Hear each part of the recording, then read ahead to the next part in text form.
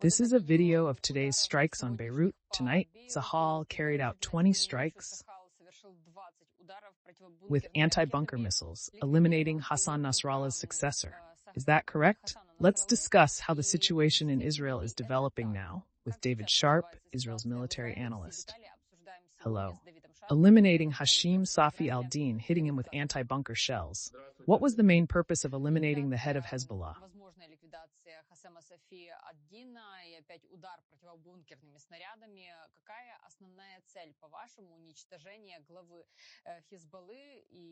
Is this intimidation, or is it a real possibility that a faction without a ringleader will simply cease to exist?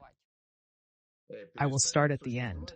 This, of course, is a strong statement, but the destruction, the methodical destruction of leaders and top mid-level commanders in general is what has been happening over the past few days.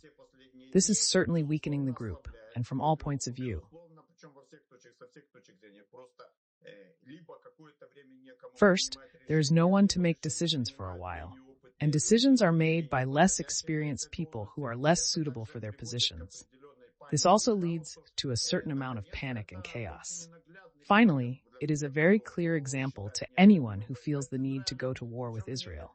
And it is a clear example for both friends and potential enemies.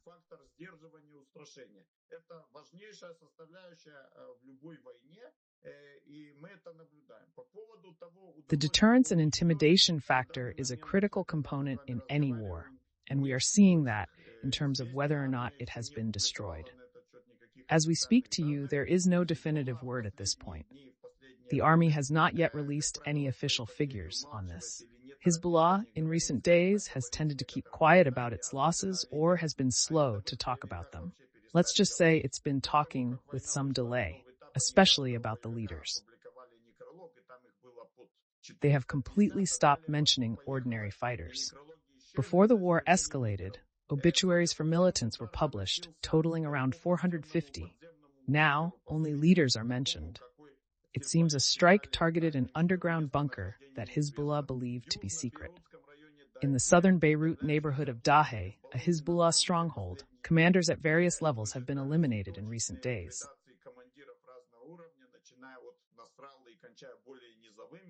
Today, the army officially announced that the commander responsible for communications in Hezbollah was killed in recent strikes.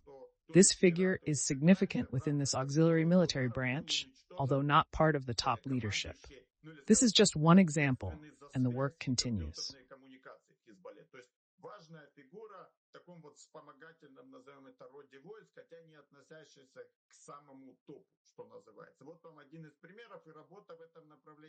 Yesterday, according to the New York Times advanced sources, a meeting of senior members of Hezbollah is believed to have been held in a deeply buried bunker, attended by Hassem Safi al-Din. He is the successor to Hassan Nasrallah and has in fact been the number 2 man all along, as far as the purely political leadership of the organization is concerned. There are purely military structures, and there is general leadership. Formally, the number 2 man is Deputy Secretary General Nasrallah, but he is not a very significant figure compared to Hassem Safi al-Din. So he was supposed to officially become Nasrallah's successor, and this was reported, but Hezbollah denied the appointment, pointing to the need for other procedures.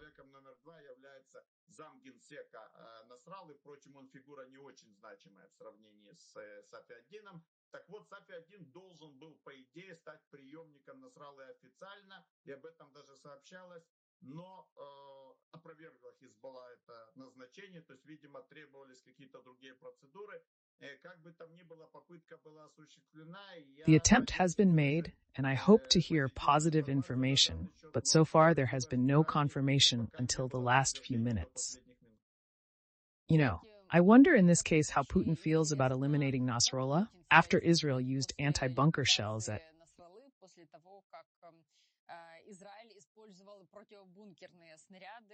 Putin realizes that at some point his bunker will not save him. In general, any leader, I will even generalize any leader of a warring country or who feels threatened, and Putin certainly feels threatened. Putin, and let's say Putin's guards, those who are responsible for security. This is an interesting point, by the way. In democracies, the prime minister or the president do not decide, guard me this way, guard me that way. There are mechanisms, professionals. There are, of course, elements of political decision, but in general, professionals decide how much. Существуют некие механизмы, профессионалы, есть, конечно, элементы политического решения, но в целом решают профессионалы. Насколько... In countries where the decision is made by one person or a narrow circle, it is enough for a leader to be scared or afraid of something, and he can arrange any kind of security. Frankly, it's not very clear to me. I can't conclude here how exactly it happens in Putin's case. But what happens in Putin's case is obvious in the sense that those who are responsible for his security, I don't know whether it's on his orders or on the initiative of their command, significant security measures are being implemented.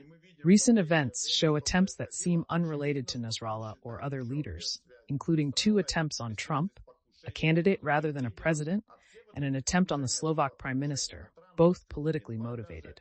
Leaders like Putin, who feel threatened, are certainly aware of this, and their security services are intensifying measures. We even saw fighter jets escorting Putin's plane over Russia, indicating fears of potential threats.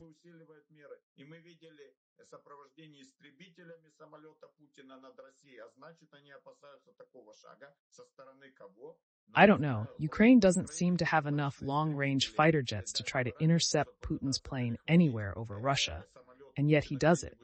Maybe he's wary of some moves by the West.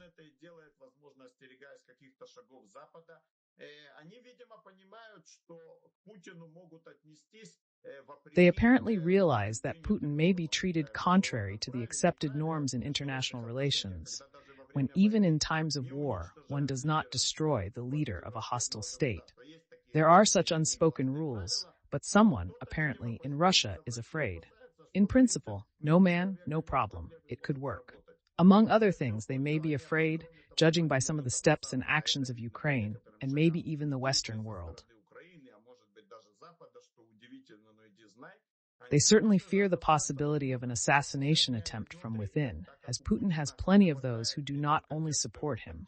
There are certainly many who support him, but there are also many in Russia who can't stand Putin. Someone may always wish to take the initiative. So any reminder of a successful assassination attempt on a certain figure is a reminder, I take it, that does not go unnoticed by various kinds of leaders. On the other hand, enhanced security measures are fairly standard procedure in these cases. Israel, the day before, struck a Russian airbase in Syria and destroyed a shipment of Iranian weapons for Hezbollah. That's how do you assess the extent to which Russia is now embedded in helping Iran and what that might lead to in the future, including how it might affect Russia's involvement in the war in Ukraine. This strike occurred near a Russian airbase, but Israel has not officially claimed responsibility. It highlights that Iran is seeking protection from the Russian military, as both Iran and Hezbollah recognize Israel's reluctance to escalate conflicts involving Russia. Достаточно показательное, как и то, что Иран пытается прикрыться, собственно, российскими военными в какой-то мере. Иран и Хезболла пытаются прикрыться, понимая, что... On the other hand, it is very important for Israel that certain weapons do not go to its adversaries, particularly Hezbollah in Lebanon. Therefore, if necessary, as I see it, for the sake of the most important security principles, the most important security principles are not something abstract. They are the blood of Israelis, in the literal sense of the word. You have to go far.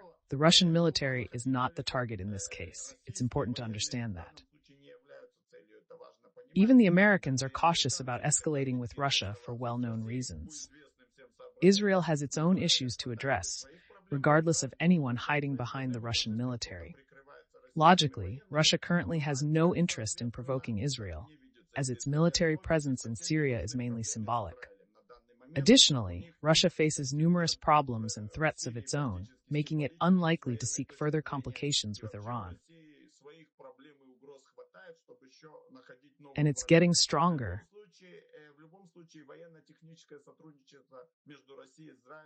is of great concern in Israel and naturally of great concern in Ukraine. We see the fruits of this cooperation, or hear about them very often. Ukrainians feel them literally on their backs every day. It is closely monitored by everyone who is necessary. In the context of hostilities, different kinds of dilemmas arise for both sides. On the one hand, the ally wants to get something. On the other hand, hostilities divert resources.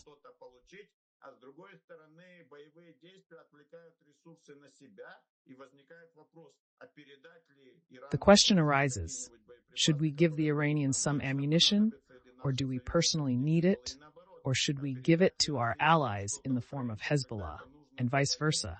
Should we give the Russians something if they need it for the war, such as some air defense equipment? Either way, their cooperation has gone nowhere. It's very dangerous, and we'll keep an eye on the reports.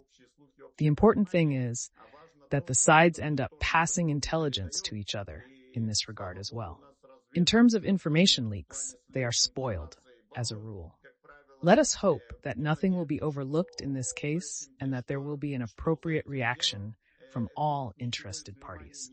First of all, the reaction of the West and the United States is very important in everything that concerns sanctions. When it comes to military technical cooperation and where there is some profit for the parties, there is the Shabak service, which is responsible for internal security, which is counterintelligence and counterterrorism against Gaza proper and what is called the West Bank.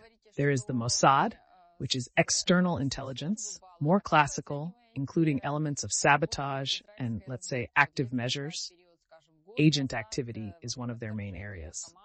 Of course, there is military intelligence, the #1 special service in terms of importance, which has a slight element of agency, but it is also satellites and electronic espionage and interception of information. It is an analytical department, so it's a combination. Против, собственно, Газы и то, что называется западный берег реки Иордан. Есть Моссад, это внешняя разведка, более классическая, в том числе с элементами диверсионной деятельности и, скажем так, активных мероприятий. И агентурная деятельность, это их одно из основных направлений. И, конечно же, военная разведка, спецслужба #1 по значимости, которая... For example, in the failure of October 7th and everything that preceded the successful Hamas attack on Israel, it was all to a marked degree a failure, a complete failure in general of the Israeli army and that intelligence agency Shabak.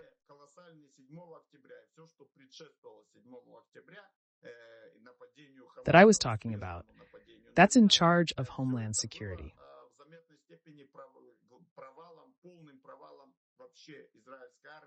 Of course, it was a colossal failure of military intelligence, no less so than Shabak. It was a failure of Shabak intelligence, military intelligence, but much less so of Mossad, which had less to do with it.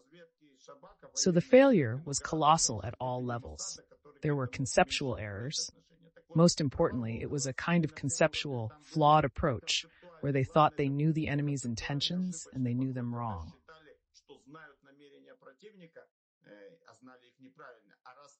And since we know the enemy's intentions, signs of attack mean nothing because it's either some kind of ongoing training or something frivolous.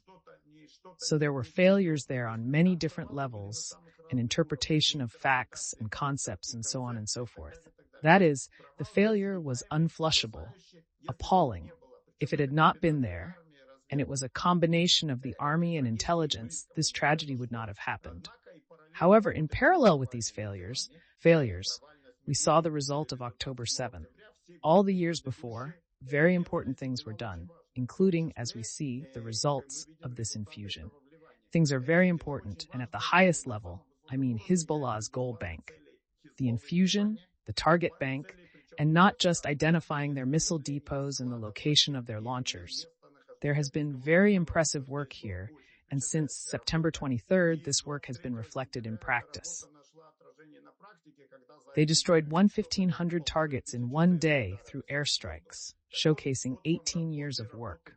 This involved extensive efforts to identify and infiltrate Hezbollah using various methods. including agents, electronic surveillance, and external observation. This preparation predates the war, with significant resources invested over many years. И мы тоже видели, причем эта работа велась не с начала войны, то есть с начала войны она тоже велась, но все это готовилось раньше. Billions invested, thousands working in intelligence structures, to the detriment of ground forces, not enough brigades, but thousands serve in intelligence. There are serious disadvantages when there is no one to fight, especially when attacking on two fronts is an issue. However, intelligence has provided valuable insights, leading to the methodical destruction of high-ranking Hezbollah commanders over the past 18 years, starting in 2006, including those who believed they were invulnerable. Уничтожаются методически командиры Хизбаллы, причем самого высшего ранга, такие, которые считали себя, скорее всего, неуязвимыми. How they know exactly where their bunkers are and how many bombs they need. An operation involving pagers and walkie-talkies, which Israel did not claim responsibility for, has yielded remarkable strategic outcomes. Thousands of fighters have been incapacitated, causing chaos within a vital operational structure, rendering it permanently ineffective.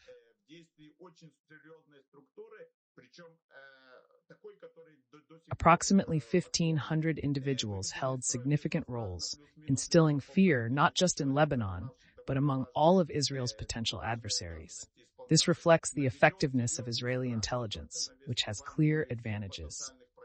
While we hoped there would be no major downsides, October 7th revealed that the drawbacks are substantial.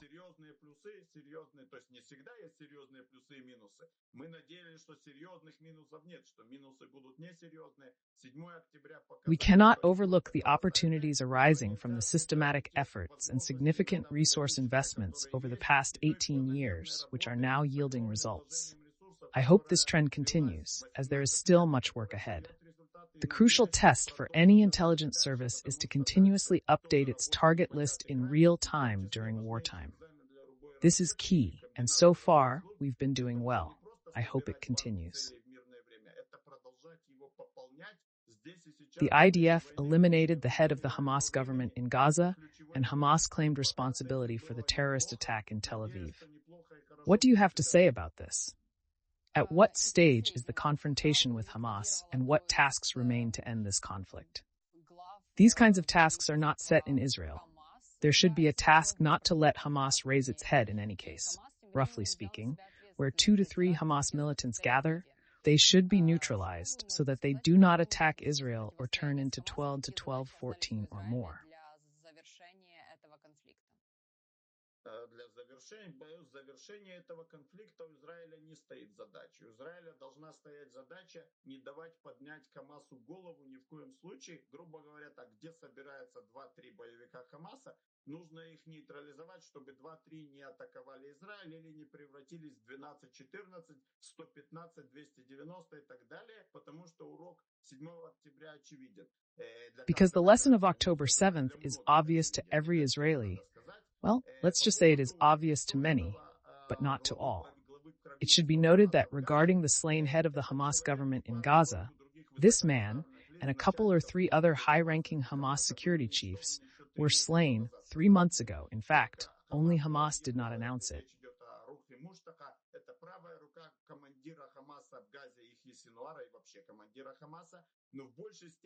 We're discussing Ruk Mushtaha, the right-hand man of the Hamas commander in Gaza, Yahya Sinwar. Mushtaha plays a significant role in the political administrative aspects of Hamas, holding responsibility for numerous terrorist attacks in the past. He and Sinwar were previously imprisoned together in Israel, and while Mushtaha is not primarily involved in the militant wing, he is crucial in the political and administrative leadership of Hamas. Ruk Mushtaha is the number 2 figure in Hamas after Yahya Sinwar, especially in the political administrative realm. His deputy in the combat wing, Mohammed Diab Ibrahim al-Masri, has been eliminated for some time. Currently, Israel's focus has shifted north, resulting in minimal ground forces in Gaza. Most of Hamas's main fighting formations are defeated, with only 1 or 2 battalions remaining, which are no longer functional. Israel controls two pieces of territory in the Gaza Strip. One is near the border with Egypt, cutting Hamas off from smuggled supplies from Egypt and from the ability to move people officially and unofficially between Gaza and Egypt. Israel controls two pieces of territory in the Gaza Strip. One is near the border with Egypt and cuts off Hamas from Egyptian smuggling supplies,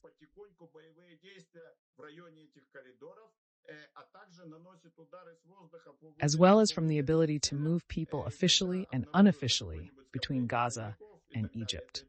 Israel controls another corridor to the sea that separates northern Gaza from central Gaza, and is gradually fighting in the area of these corridors, as well as conducting airstrikes against predetermined targets. When any cluster of militants and so on is detected, it happens in parallel with actions against Hamas. Plus, the Gaza perimeter is controlled. 3 divisional headquarters are involved, but it's not 3 whole divisions.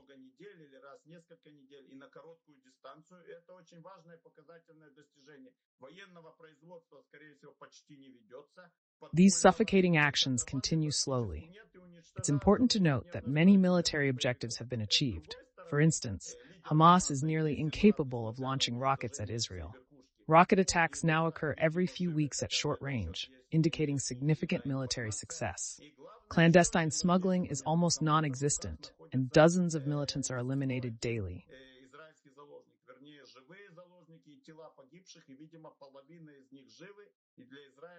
Hamas leader Hassan Nasrallah and his brother are likely still alive despite the destruction of the organization's top brass. Additionally, Hamas is holding 101 Israeli hostages, with approximately half believed to be alive. For Israel, this situation remains a painful issue. However, forcefully releasing the hostages is complicated. There is currently no deal with Hamas, as the group demands a ceasefire and guarantees which would strengthen its power further. The slow-fire war in Gaza continues, with efforts shifting north. Developments in Gaza will evolve amid the ongoing confrontation with Hezbollah and Iran. Israel might attack Iran's nuclear facilities, and the U.S. Defense Department is discussing responses to possible Iranian bombings of Israel. How likely is an attack on Iran's nuclear sites, and what could the consequences be? How likely it is, as a percentage, is hard to say here. But the issue itself is clearly on the agenda, as Israel has been subjected to 2 unprecedented attacks, one after the other, by Iran. And the second attack, one might say, was carried out on fictitious grounds.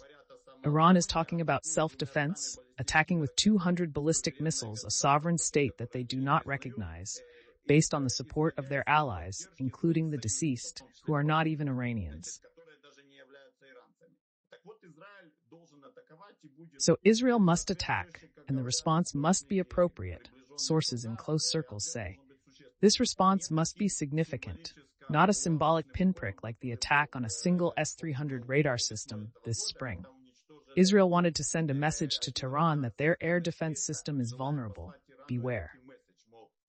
Apparently, Iran did not accept this message and decided to play intimidation with Israel. Israel must not allow Iran to take steps. There are 2 or 3 approaches to consider. The first option suggests that Iran has given a reason to directly address its nuclear program by targeting and destroying its facilities. This has always been the stance in case Iran moves decisively toward developing a nuclear bomb. While that may not have happened yet, the justification and opportunity are now present. In that case, of course, we can expect Iran to hit Israel in earnest. For it to do so would be tantamount to starting a full-scale war. It would then be a full-scale war, with strikes on various targets in Israel and probably on peaceful cities. It must be assumed that attempts at these strikes will involve Hezbollah, which is already involved. Israel is likely to try to prevent this, and there is no suggestion why it would not.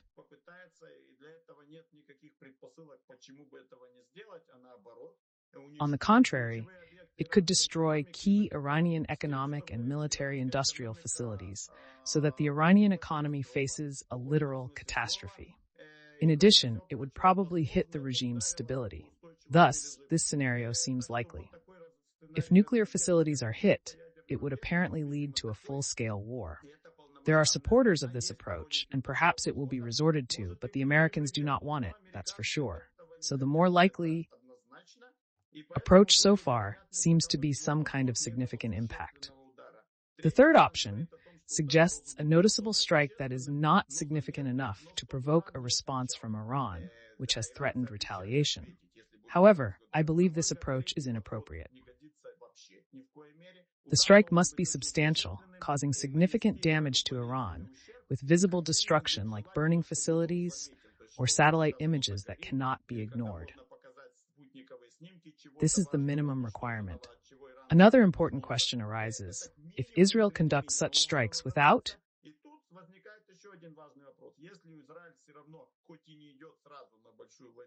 escalating to a full-scale war, potentially with American approval, and Iran refrains from responding, it may appear somewhat defeated.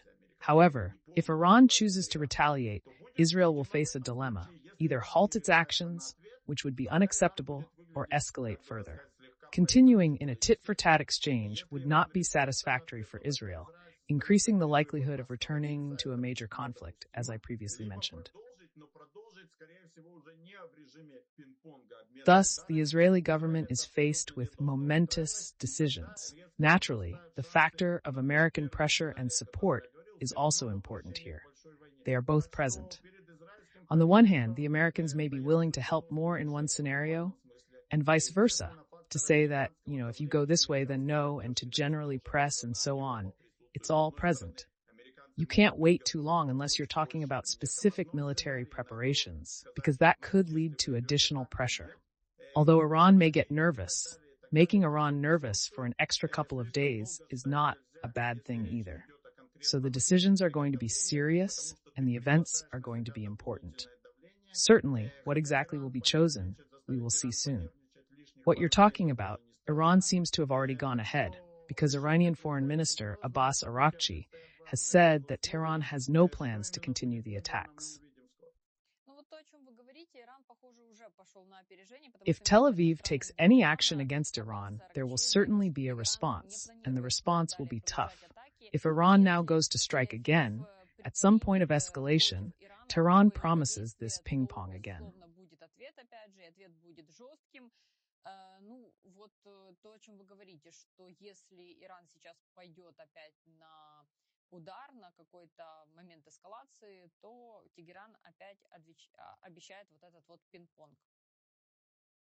In the end, life shows what happens. Much will depend on the choice of targets, the results of the strike, and whether there is a response and its consequences. In Israel, a decision to escalate could be made. There are two paths: either initiate a major war immediately, or wait for the Iranian response, showing restraint while arguing that action is needed.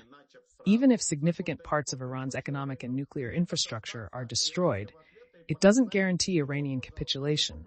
Instead, the conflict may persist, potentially involving other players. Iran has considerable capabilities that it has yet to fully demonstrate, making the situation extraordinary. Большая война с Ираном, даже если уничтожены значительная часть иранских важнейших объектов экономики и ядерной программы, не означает капитуляцию Ирана, она означает, что она может продлиться долго, может быть то или иное вмешательство других игроков, и, конечно же, по Израилю могут наноситься достаточно долго существенные удары, и мы видим, что у Ирана возможности велики, он не все их показал. Еще раз скажу, ситуация, что тут сказать, неординарная, это мягко выражать. David, thanks for that conversation. Let me remind our viewers, David Sharp, a military analyst from Israel, was the guest. All the best, more good news, thank you, mutually. Спасибо, взаимно.